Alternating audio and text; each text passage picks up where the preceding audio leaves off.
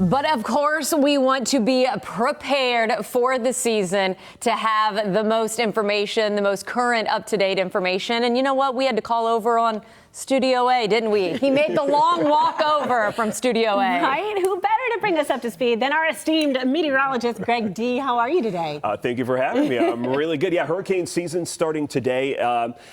I know we're still a little anxious after 2024, and Yes. I still feel that. So hopefully this season will go a little bit better. We'll go quiet just like the last one, and hopefully we've helped as a team, everyone here in the Bay Area, prepare and kind of be ready. Because there's a lot that we can do before the season to make sure that we are nice and calm when that storm comes. And it does look like maybe we'll have another pretty good season this year. I'm saying none. I'm going out there. I am not a meteorologist at all. I don't know what I'm talking about. That is my vote, Greg.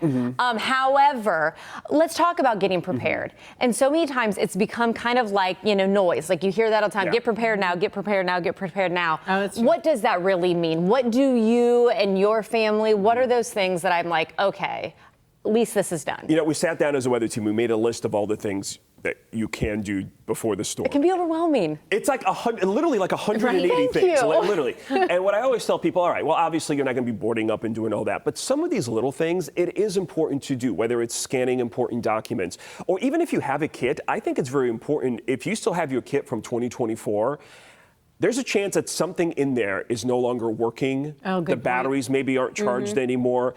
Maybe information on certain documents has changed if you've got them in there, right? Money doesn't go as far as it used to. Maybe you should add a little bit more cash to that Great cash point. pile. Inflation. Good point. Honestly, and maybe there are some things you learned from the last storms. I think, after Milton last year, the first thing I did immediately afterwards is to buy 2 more gas cans because I realized I only had 2 before. My generator burned 1 every day, and it was impossible to get gas. So I would need about 4 to feel comfortable. And these are the little things, little adjustments in your game plan. Now is the time to make them so that you're ready. Okay, let's talk about the game plan and talk about what the forecast looks like and why it might look like that. Okay. And I have to give you a compliment, Greg, because I had the pleasure of talking with you on the radio and getting the reports as we were going through that horrible hurricane season. And I love your bedside manner because I'm a science junkie and you break it down and you give me so much information. And there's a lot of science, right? Sure. And I think it's important to understand, so as these words, these terms come at you, you know how to process them, you know what to do with them for your friends and for your family to keep them safe. So let's talk about the forecast. NOAA did release their forecast. Colorado State is another entity that does. This is the NOAA forecast.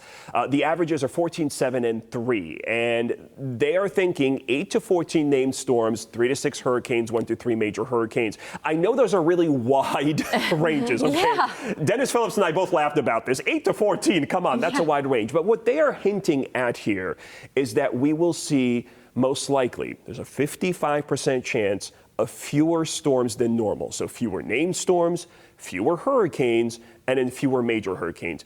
And there is one specific reason for this. Okay. It's not because I'm calling for it either. I'm not getting credit for this. Am I? It's something you'll probably see on your feed. It's called El Nino, right? This is something that's developing in the Pacific.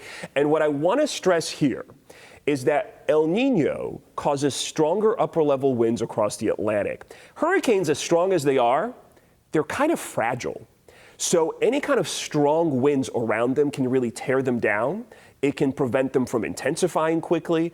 And when they do reach peak intensity with strong upper level winds, they don't stay strong for as long. And I know on my Facebook feed, I've seen super El Nino, record El Nino, all these big words. The one thing to take away from this, there is no connection with how strong El Nino is and how much it'll affect the hurricane season. So stronger El Ninos don't mean even fewer storms.